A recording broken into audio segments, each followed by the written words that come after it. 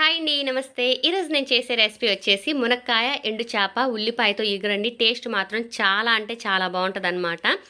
నిజంగా చెప్తున్నానండి, ఇంత సింపుల్ ప్రాసెస్ నెక్స్ట్ లెవెల్ అనమాట టేస్ట్ అయితే. చింత చిగురు కూడా కొంచెం యాడ్ చేశాను. నార్మల్గా మనం ఎండు చేప కర్రీ చేస్తుంటే కొంచెం చేప స్మెల్ అనేది ఎక్కువగా తెలిసిద్ది అనమాట. ఇలా ట్రై చేసి చూడండి. ఎక్కువగా ఎండు చేప స్మెల్ అయితే అస్సలు తెలియదు అనమాట. తినే కొద్దీ తినాలనిపిస్తుంది అనమాట. ప్రాసెస్ అయితే స్టార్ట్ చేద్దాం. చాలా టేస్ట్గా ఉంటుంది.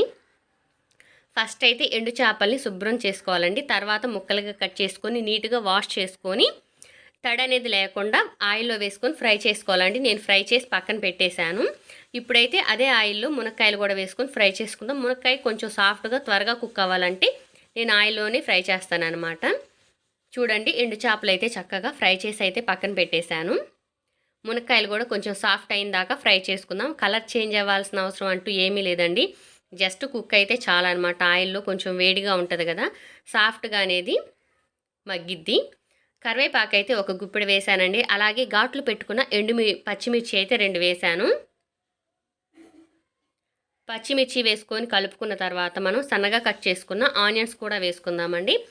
ఆనియన్స్ ముందుగా వేసుకున్నామంటే సాఫ్ట్గా మగ్గిపోయి మనకి పంటి కింద అనేది ఆనియన్ తెలియదు అనమాట, మెత్తగా మెదిగిపోయిద్ది. ఫస్ట్ మనం మునక్కాడలు ఫ్రై చేసుకున్న తర్వాత ఆనియన్స్ వేసుకుంటే తినేటప్పుడు చక్కగా పంటి కింద పడుతూ బాగుంటుందండి. అలాగే నేను 1 స్పూన్ పసుపు వేసుకొని కలుపుకుంటున్నాను. ఎండు చేప కర్రీ చేసేటప్పుడు కరివేపాకు కొంచెం ఎక్కువే వేసుకోవాలండి. టేస్ట్ చాలా బాగుంటుంది అనమాట, ఆ ఫ్లేవర్ అనేది.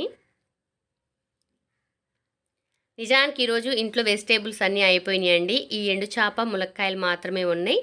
ఆనియన్స్ అయితే కొంచెం ఎక్కువే తీసుకున్నాం అనమాట నిన్న. ఇంకా వాటితో అయితే కర్రీ చేస్తున్నాను. టేస్ట్ చాలా బాగుంది. నేను కారం వేసిన క్లిప్ అయితే మిస్ అయిందండి. 2 స్పూన్లు కారం అయితే వేసాను, అందుకే ఇప్పుడు మళ్ళీ మీకు చూపిస్తున్నాను. 2 స్పూన్లు కారం వేసుకొని కలుపుకొని కొంచెం సేపు మగ్గిస్తున్నాను అనమాట. ఈ గ్యాప్లో చిన్న నిమ్మకాయ సైజ్ అంతా చింతపండునైతే నానబెట్టానండి.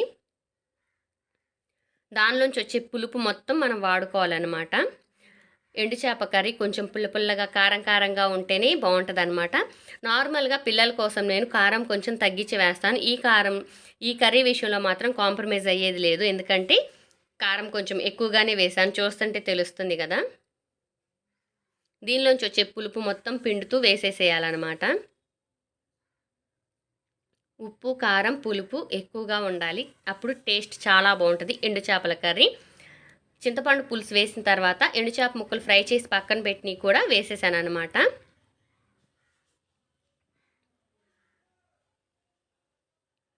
కలుపుకొని ఇంకొంచెం పులుపు తగ్గిందండి. ఆ మిగిలిన పులుపు కూడా వేసేసుకుందాం మనం.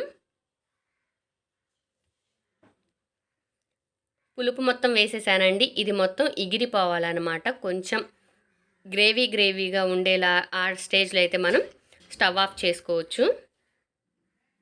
ఇప్పుడు చింత చిగురు అయితే ఒక గుప్పెడు తీసుకొచ్చానండి. ఇంటి పక్కన చెట్టుకి చింత చిగురు మళ్ళీ వస్తుంది.